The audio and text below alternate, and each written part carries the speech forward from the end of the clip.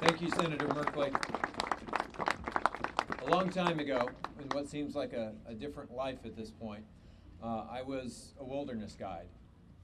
And that is how I got to know many of the places that we're still fighting over today, including Bears Ears. It's how I got to know a lot of the places I fell in love with as a 20-something in New Mexico. And I kind of thought I knew what wilderness was.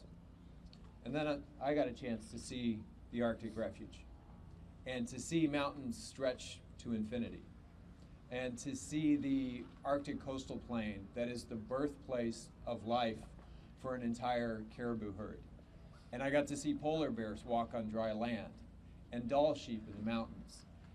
This is one of Earth's last great places.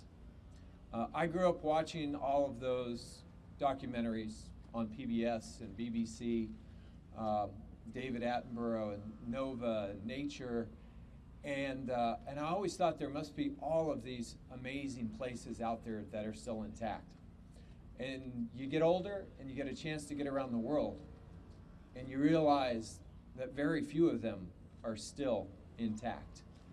This is one of the greatest last intact wildernesses left on Earth. It is a place where the caribou come and go the way they always have.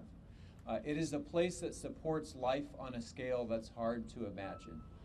You wouldn't want to visit in the wintertime, but if you can see it in the summertime, there is nothing more spectacular on Earth.